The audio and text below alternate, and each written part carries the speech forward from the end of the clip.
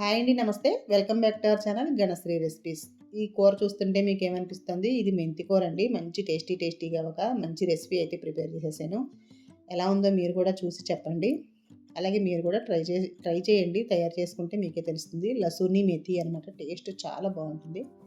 ముందుగా అయితే మెంతి కూర 2 కట్టలు తీసుకుని శుభ్రంగా కడిగేసి చిన్న చిన్న ముక్కలుగా కట్ చేసి పక్కన పెట్టుకోవాలి. అలాగే ఉల్లిపాయలు, పచ్చిమిర్చి, వెల్లుల్లిపాయలు అయితే ఒక 3 వెల్లుల్లిపాయలు అయితే వేసాను.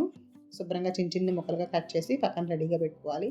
మిక్సీ జార్లో అయితే వేయించిన పల్లీలు, అలాగే వేయించిన గులసెనగపప్పు ఉంటుంది కదా, అది వేసి కొంచెం వాటర్ వేసేసి ఇలా మిక్సీ పట్టుకుని పేస్ట్లా చేసి పక్కన పెట్టుకోవాలన్నమాట. స్టవ్ ఆన్ చేసి కడాయి పెట్టుకుని 1 టీ స్పూన్ వరకు ఆయిల్ వేసుకుని ముందుగా కొద్దిగా మనం రెడీగా పెట్టుకున్నాం కదా వెల్లుల్లిపాయ ముక్కలు, అందులో కొంచెం ముక్కలు తీసుకుని ఇందులో వేసుకుని కొంచెం ఫ్రై చేసుకుని, అలాగే మెంతికూర కూడా ముందు ఫ్రై చేసుకోవాలి.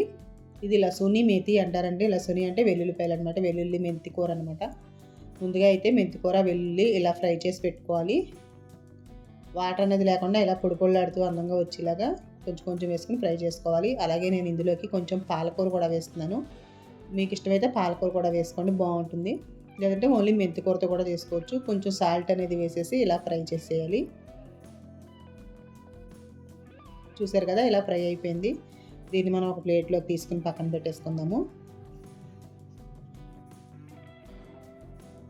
ఇప్పుడైతే మళ్ళీ కడాయిలో ఇంకొక టీ స్పూన్ వరకు ఆయిల్ అనేది వేసుకుని జీలకర్ర, కొంచెం ఆవాలు వేస్తున్నాను.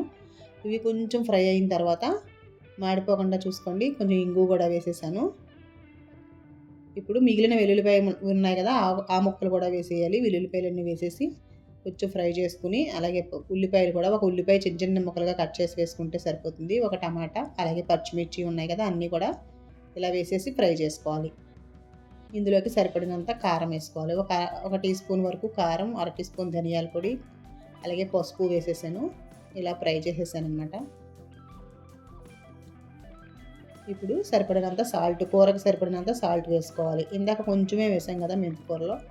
ఇప్పుడు పల్లీల పేస్ట్ ఉంది కదా, ఆ పేస్ట్ వేసేయాలి. మీకు ఇష్టమైతే ఇందులో జీడిపప్పు కూడా వేసుకోవచ్చండి, చాలా కమ్మగా ఉంటుంది. వేసి కొంచెం వాటర్ వేసేసి ఇలా మొత్తం వేయించేసుకోవాలన్నమాట. కూరలో కలిసేలాగా కలుపుకుంటే కొంచెం ఇలా మగ్గుతుంది.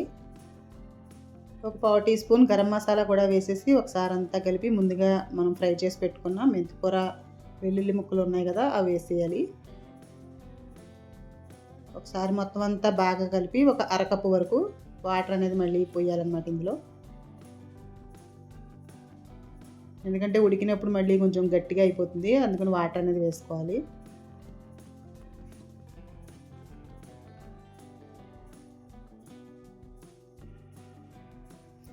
అడుగంటకుండా మొత్తం అంతా కలిపి మూత పెట్టేసి ఒక 2-3 నిమిషాలు అయితే ఉడికించుకోవాలి. చూడండి, ఇప్పుడైతే ఆయిల్ అనేది పైకి తేరుతుంది, అంటే రెడీ అయిపోయింది అనమాట కర్రీ అనేది. ఇప్పుడు ఇందులో పైన కొంచెం కొత్తిమీర వేసుకుని సర్వ్ చేసుకోవడమే. టేస్టీగా అయితే మెంతి కూర కర్రీ అయితే రెడీ అయిపోయింది. నచ్చితే మీరు కూడా ఒకసారి ఇలా ట్రై చేసి చూడండి. అలాగే లైక్ చేయండి. ఈ రెసిపీ అయితే మీ ఫ్రెండ్స్కి, రిలేటివ్స్కి షేర్ చేయండి. రోటీ, చపాతీ, రైస్ ఎందులోకైనా సరే చాలా అంటే చాలా బాగుంటుంది.